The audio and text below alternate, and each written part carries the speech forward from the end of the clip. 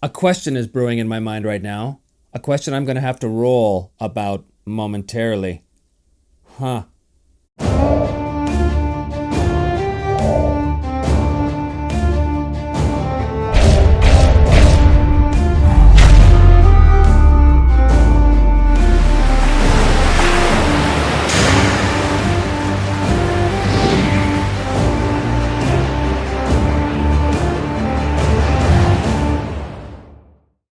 Hello and welcome back once again to Me, Myself, and I am, as always, your intrepid GM, host, and player. Thank you so much for joining me here today. And if you want to help support the show, if you like what you see, please do hit like and subscribe, or join us on Patreon, or purchase some of the products that I use in the show via the DriveThruRPG links below, or buy some merchandise in our store, which is all handmade and of very high quality, if I do say so myself. But, moving on.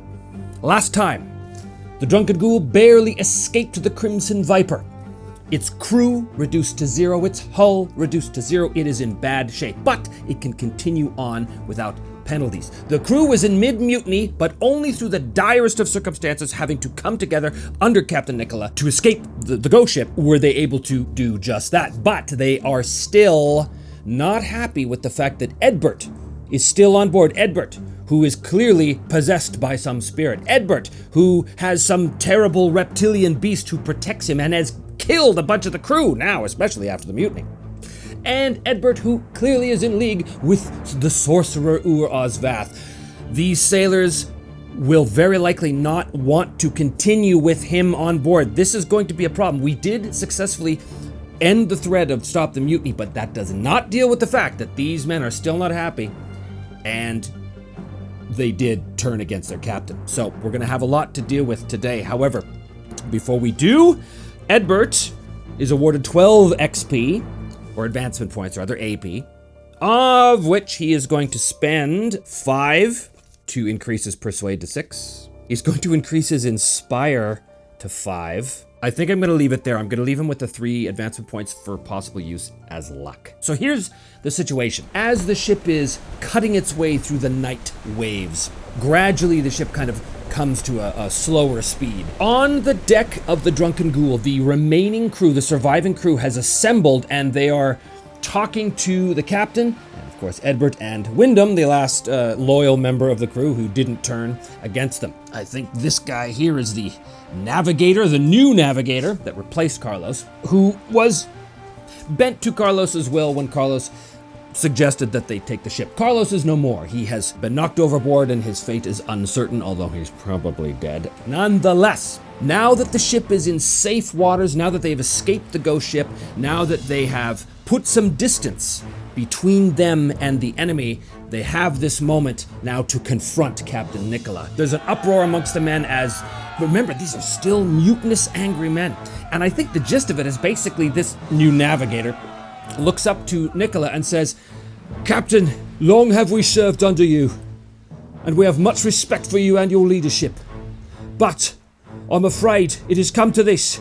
We will no longer serve on this ship as long as that man," and of course he points to Edbert, "is a member of this crew. Now I know that he is your friend, and I know that you have said that he has been a valuable member of this crew, and that may have been true. But the fact is, that man is bad luck. That man is the reason why we was attacked by a kraken. That man is the reason why this Order of the Purified Flame is after us even now. That man is haunted, possessed. That man's creature has been responsible for the death of some of our friends." And I think the man sort of, yeah. Nicola tries to calm them down. Lads, I understand your concerns. Listen to me. We are hours away from the Dead Man's Reef, hours away from that which we have pursued all this time. Edbert has agreed to help us get our hands on the soul cage, and frankly, without his help, I'm not entirely certain that we're able to do it. So, you must bear with us just for a few more days, just until we can get our hands on this soul cage and become the most powerful ship in these waters. That is what you all want, isn't it? Isn't that why you all agreed to come with me and serve under me in the first place? There's sort of a mumbling among the men, like, yeah, no, that is true. Here's the thing. These men are absolutely bent against Edbert. I mean, they have every reason to be, obviously.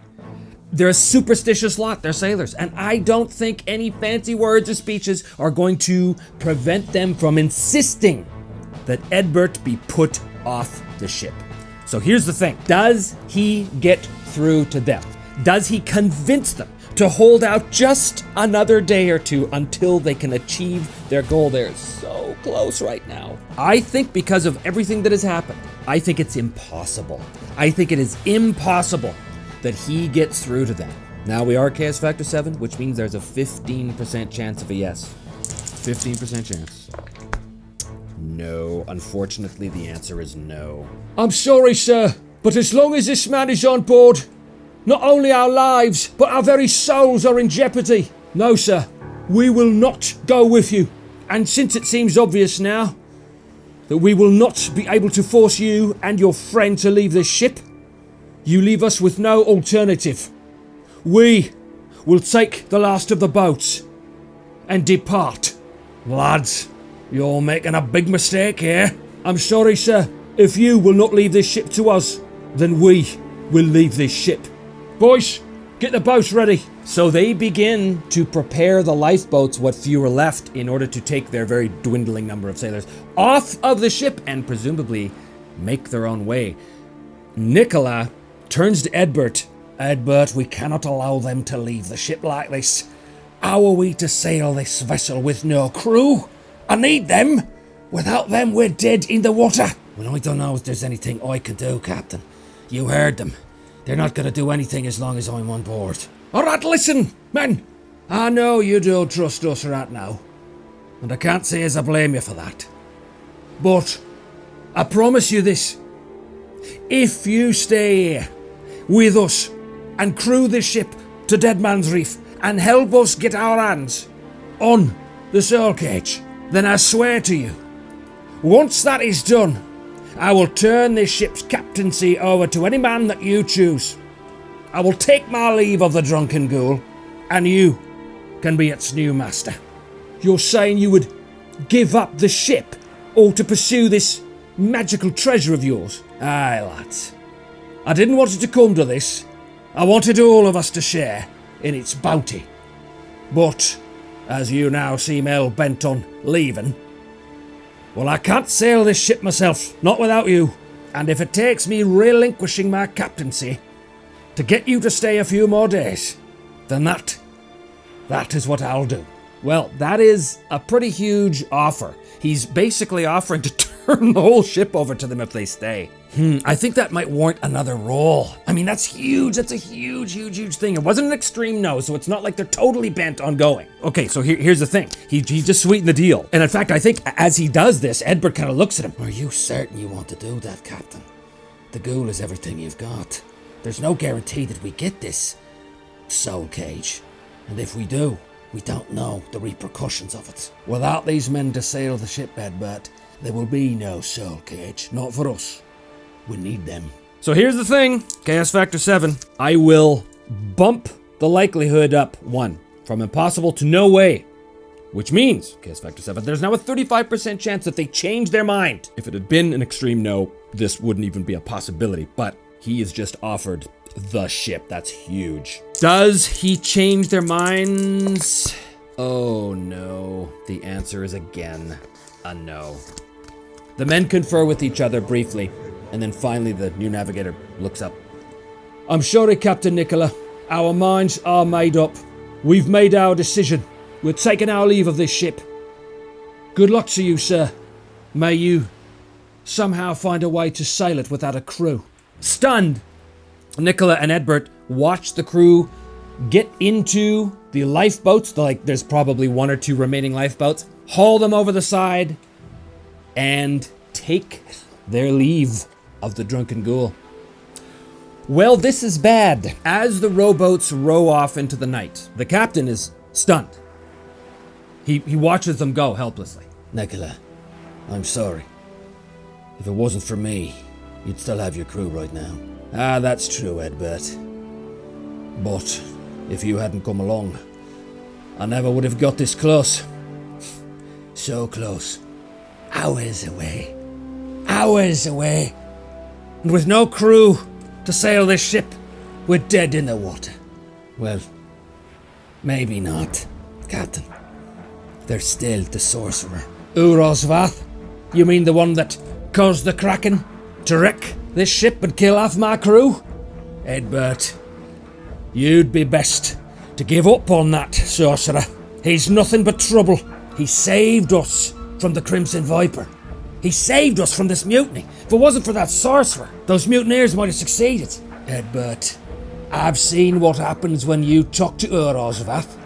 You collapse on the ground, foaming at the mouth. It's not safe for you to continue having your conversations with him. I say you cut him loose. And if I do that, how exactly are we supposed to get to Dead Man's Reef? I don't know, Edbert, but there's got to be another way. I gave my word to Urosvath that I'd try and free him. I'm not going to break my word to him now. I don't like it, Edbert.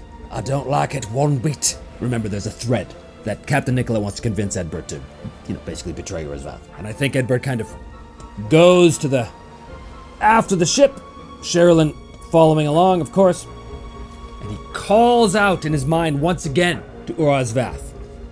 Urosvath, I know you can hear me. We need help. We need you to get us and this ship to Dead Man's Reef. Here's the thing. Urosvath may be stretched to his limits. He's already caused this Kraken to appear, and he's already used his power to summon and dismiss the Kraken. So I think there's a very small chance that Urosvath is actually able to help. I think he's tapped out for the moment. I think he's basically exhausted his powers for the moment. Because remember, the Kraken didn't want to leave, right? It had its own will, so Urosvath had to exert some sort of magical influence on it. Is he tapped out? This is very likely. This is a 95% chance of a yes. Yeah, well, barely, but yeah, the answer is yes. Edbert hears Urosvath in his mind. I'm sorry, Edbert. Despite your current predicament, I am unable to help you in this. My powers are drained. I must rest. And only in time will I be able to communicate with you again. Good luck, Edbert. I'm sure you will find a way. Edbert kind of collapses on the ground again, collapses to his knees, foaming at the mouth. Captain Nicola comes up to him. Ugh, I told you, Edbert. This is dangerous talking to that sorcerer. Edbert sort of comes to and wipes away the froth from his lips. He's unable to help us. We are truly on our own now. The night passes. The ship continues to move. The captain at the wheel guides the ship as he can, but without a crew to man this vessel, they will eventually be dead in the water. And even now, I think the ship's knots, in terms of speed, get less and less and less. Edbert says to the captain, There might be another way out of this situation. What's that, Edbert? You got to call on your ghost friend here, wherever she is, to fill the sails with spectral wind, eh? Oh, I don't think Sherilyn's going to be much help getting us closer to the artifact that can banish her. But there is another who might be willing to help us. Edbert moves to the middle of the deck, looks out at the water. He raises his arms to the black waves out in front of him. And he calls out, Devana! If you can hear me, I beseech your help. I have need. I'm willing to bargain. The captain sees us, races towards Edbert. No, Edbert. Not the sea, bitch. Have you gone mad? There is no other way, Captain. If we don't get this ship underway, your quest and mine for the soul cage is lost. So, he calls out to Devona. Devona, who was always listening, but does she respond to Edbert's call? Edbert is a tasty morsel to Devona. She has helped him in the past, in exchange for his memories. If she appears again in whatever form or avatar she may appear, will she make a bargain, a pact with Edbert again? I'm going to say it's somewhat likely. Chaos Factor 7 gives us an 85% chance of a yes result. 33 is a yes and a random event. Devona will manifest and Devona will appear in some form. But before she does, what is the random event? What is the event focus? 26. NPC action. Who is the NPC? 5. Nicola. Okay, what is Nicola's action? 84. Care. 22. Care of energy. Well, Devona is going to appear. She is quite an energy. Care of energy. Oh, I think I know what this means. There is a churning of the waves, and the waves off the starboard bow begin to coalesce into what looks to be like a rising pillar of water, except that pillar turns into a vaguely humanoid shape, sort of rising up out of the waves. A voice speaks, and the voice echoes from this humanoid water shape so that everybody on board hears it, including obviously Nicola. Ah, Edbert, my favorite plaything. It seems you have found yourself in a bit of a predicament. I wouldn't call upon you, Devona, if it wasn't of the utmost urgency. We are becalmed here. We are a ship without a crew. We need to get to the Dead Man's Reef so that I can procure the soul cage to do what I came down here to do in the first place. We need you to help us. And why exactly would I do that? Well, you said it yourself, I am your favorite plaything after all. If you wish to strike a bargain with me, Edbert, you will have to offer something in exchange for the gift that I can give you. Something tells me that you've already got something in mind. Yes, as a matter of fact, I do. What is it that Devona will require of Edbert? Remember, we have this random event, Care of Energy, that's coming up. What is it that she wants of Edbert? 95. Punish 08. Enemies. As you are aware, Edbert, I have many enemies in this world. Those who would seek to thwart my objectives. Those who serve gods that are antithetical to my desires. When the time comes, I will call upon you, Edbert, and I will use you as the instrument of my wrath upon those enemies. That is the price I exact from you, Edbert. I will help you and this little ship of yours, but you will become my agent of vengeance when I choose the time and place. Nicola steps up. Random event, Care of Energy. Devona, I am Edo Nicola, captain of the Drunken Ghoul. You would make a bargain with my friend Edbert.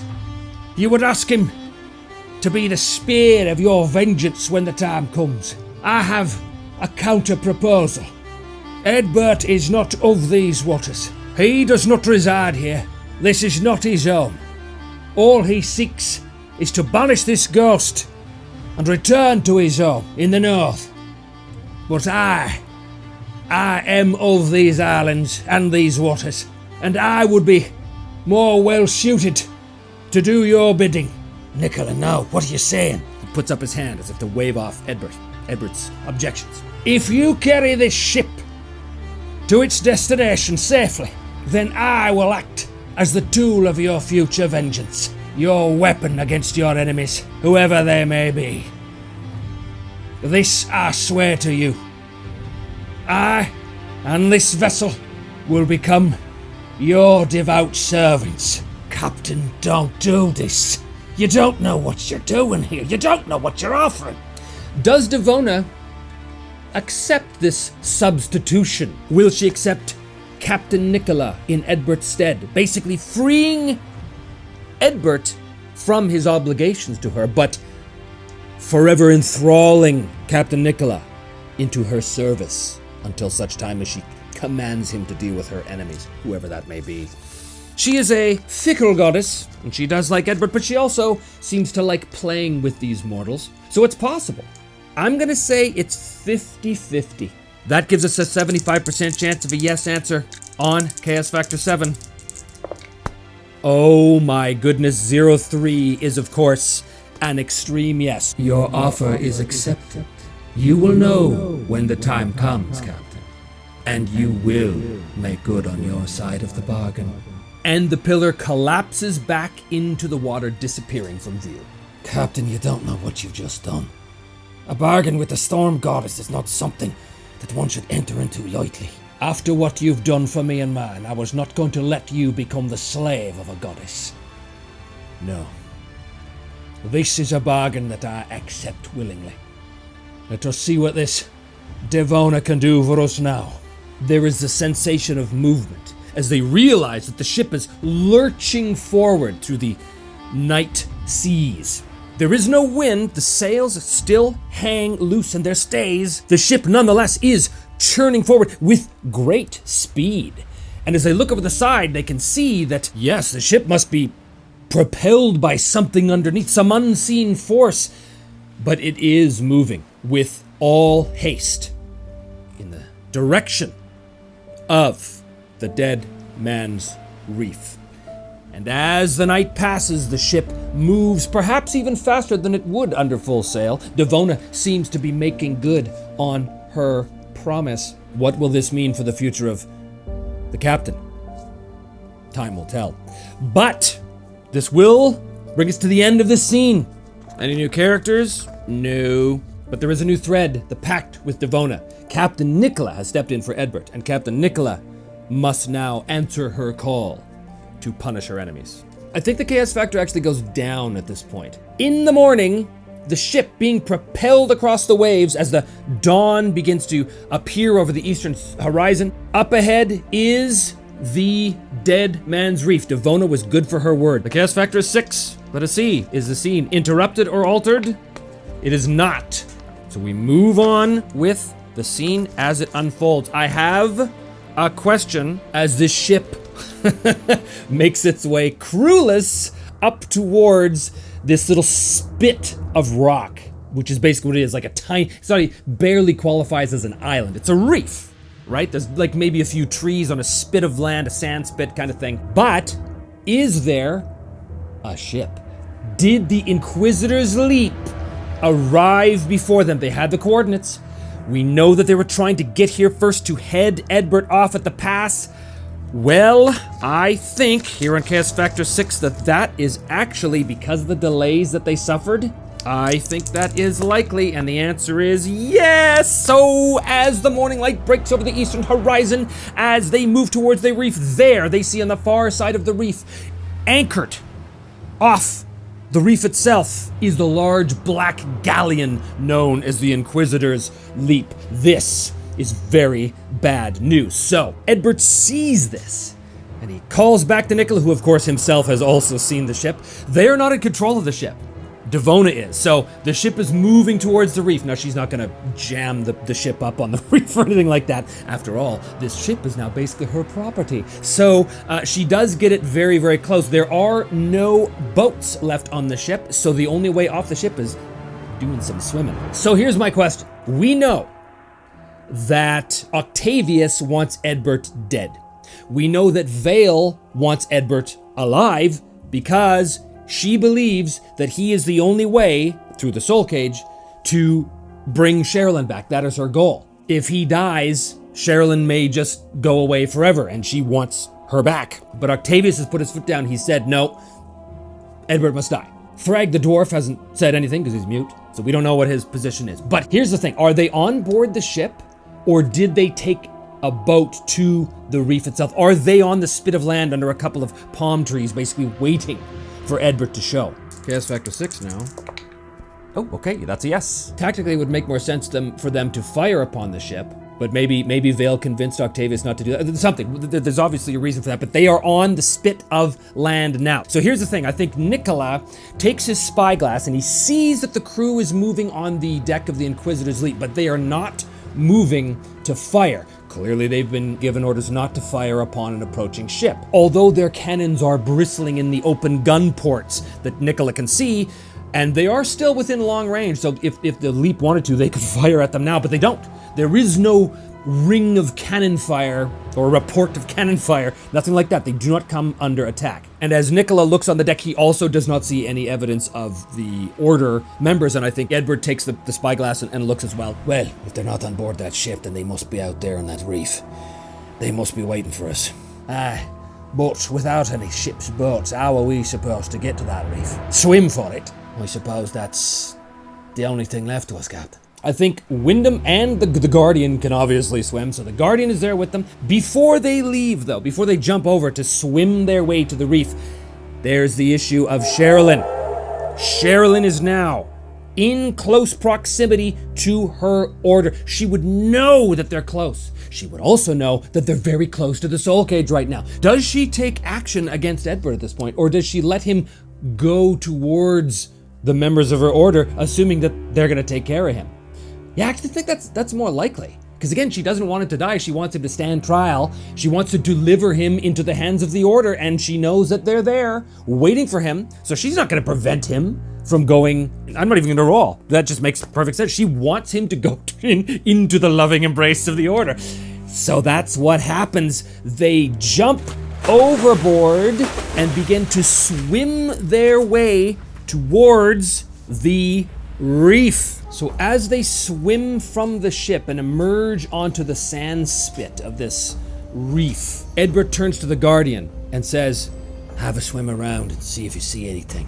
So the Guardian is going to disappear into the waves and basically doing a little scouting mission to see if he can find anything. So here's the thing. Is the Order, are they here to ambush him, or are they just waiting for him to show up? They know he has to show up here.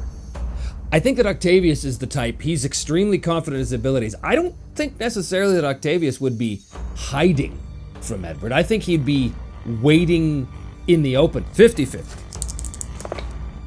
Yes, they are just waiting out of the open. So in that case, in the trees, standing, waiting patiently for them, are Octavius, Vale, and Thrag. And I think as well, there are a couple of sailors from the Inquisitor's fleet. They splash up on this little spit of sand, rock. So as they emerge, Octavius kind of steps forward, Vale just behind him. And Octavius calls across this little waterway here. This is a very shallow waterway. You could, quickly kind of swim across it. You must be Edward. Welcome to Dead Man's Reef. I think you're gonna find it is aptly named. Edward pours the seawater out of his boots, puts them back on, looks over at him. Octavius, I presume. I've heard a lot about you as I've been staying one step ahead of you. I've got to say, you're a lot uglier than what I was led to believe. Octavius takes a step forward, menacingly. I didn't come to banter with a dead man. Now why don't you swim on over to this part of the island, where we can get a closer look at you? Nah, I'm good, thanks. I think I'll stay right here for the moment. The Order now, they can really start to sense Sherilyn's presence. In fact, I think they can even see her a little bit, because their whole thing is about hunting undead. She is undead. I think they see her, and when that happens, Vale steps forward and kind of stumbles for a second as she lays eyes upon her old friend who's been dead for a long, long time, and now she sees her in her full spectral form, kind of flitting about Edward. And I think Sherilyn as well takes them in, but she's a ghost. She's not exactly a rational being. And Vale says, under her breath to Octavius, She's there.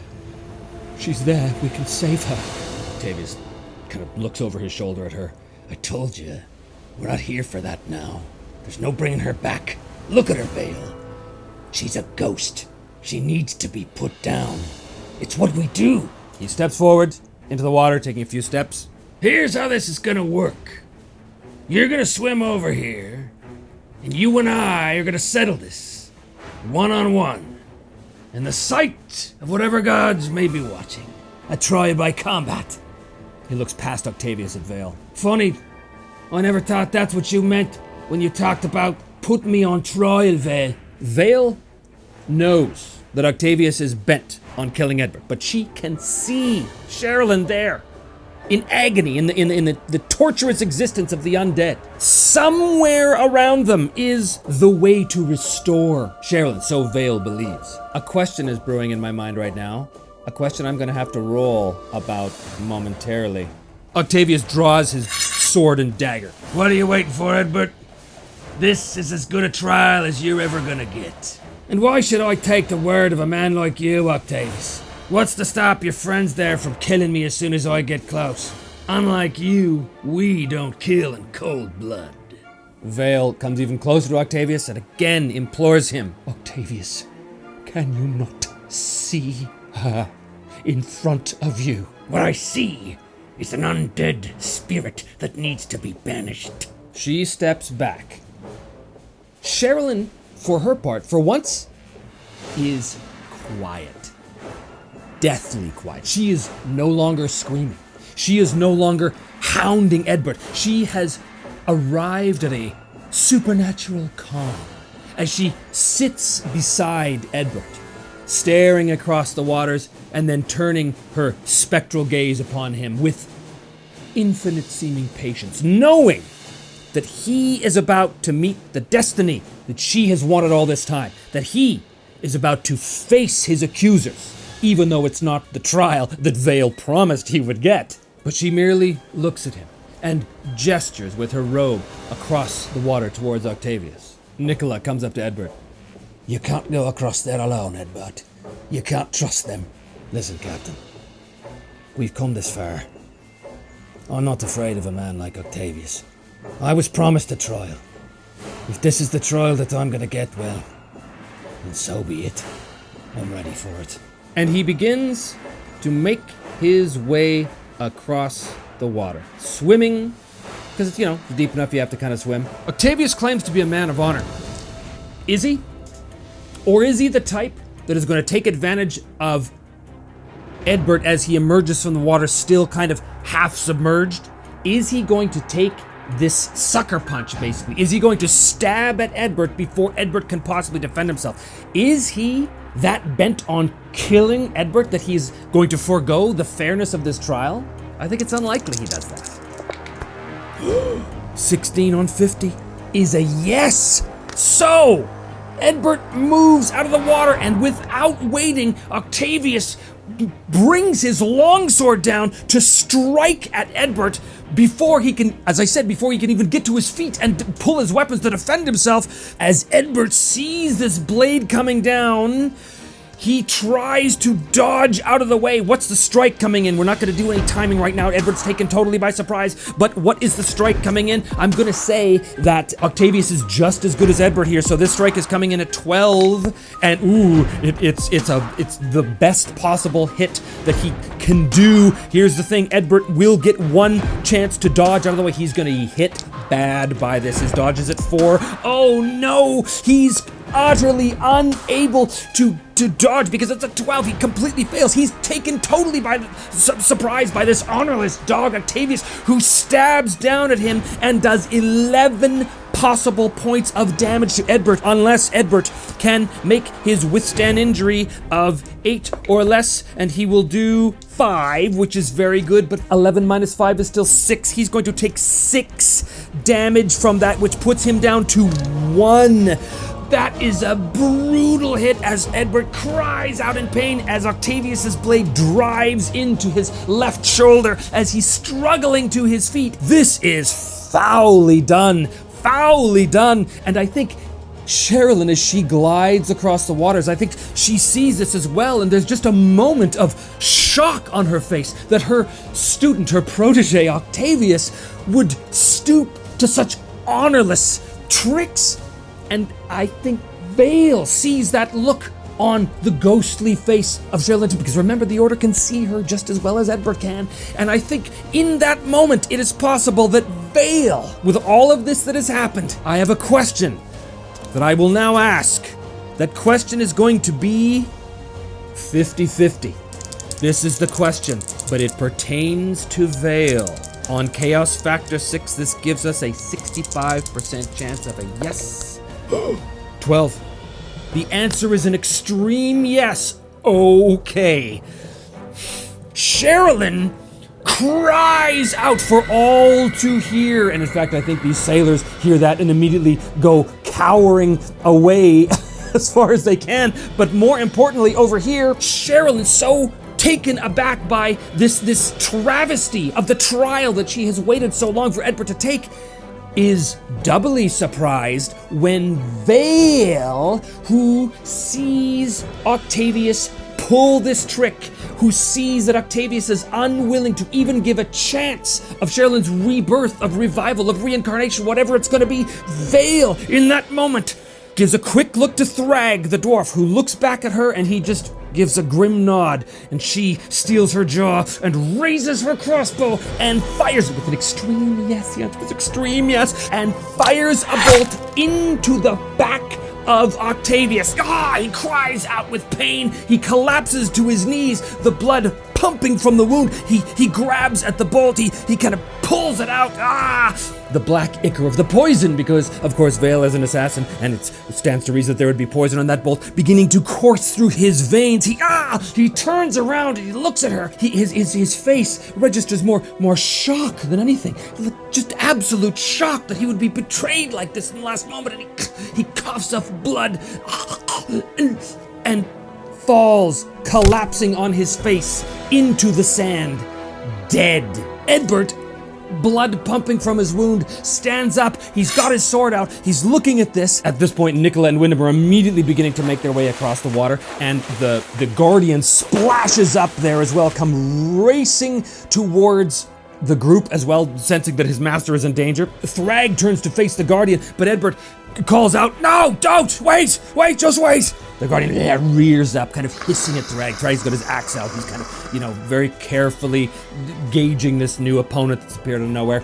Edbert turns to Vale, grasping his wounded shoulder, and he's just staring at her, just incredulously. He can't believe this has just happened. Extreme yes on that roll. She looks at him and very calmly lowers her crossbow and says, "Now, let us find this soul cage and put Sherilyn's spirit to rest, one way or another."